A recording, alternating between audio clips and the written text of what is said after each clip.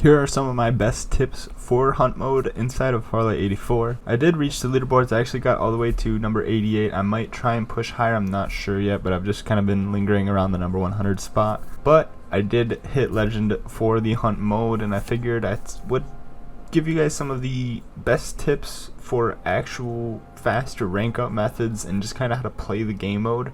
To get right into it, the first tip that I have for you is you want to make sure that you don't sit around and just play the entire game. You want to kind of make sure that you try to leave as soon as you possibly can.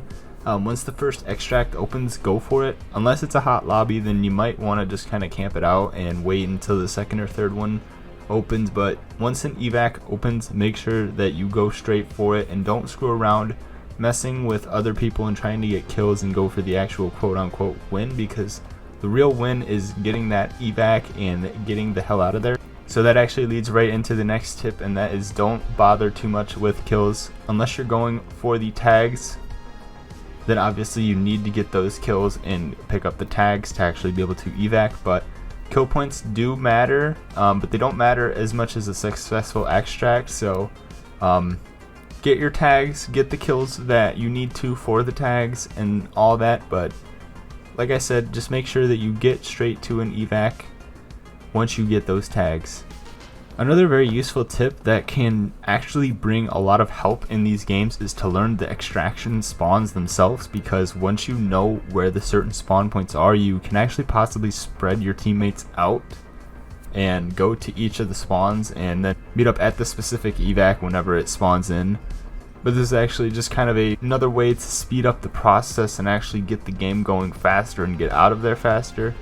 This also can be dangerous though if there are a ton of real people and you have the orange cards, then they definitely will know where you are at. So you might want to send 2 people, one with the orange card and then one to back him up, and then the 2 others can go to some other spawns. A tip that will work for people who are solos, so people who don't have teammates, turn on no fill, so your keys don't ever end up with a random or someone else that you don't know, but rather they just get onto your character every time.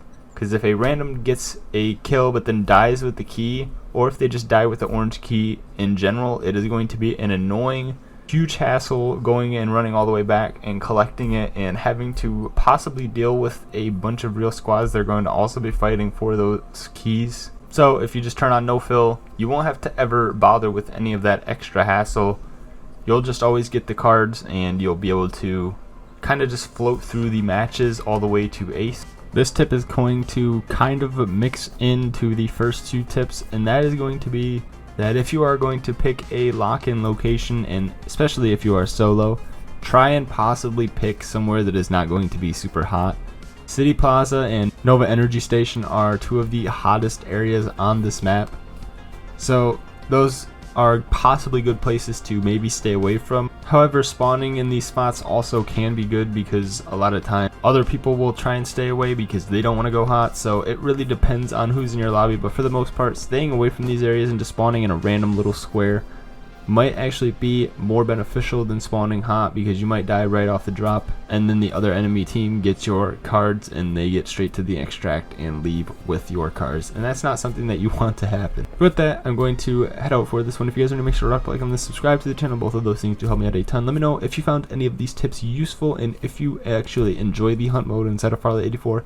I really do. I think it's a cool little mode. It's actually a brand new, like, kind of unique mode. It does remind me of Tarkov, but it also has a unique aspect in that you have to actually take the people's tags and then leave with those tags to actually get the win. So it does make for an interesting twist on this whole mode.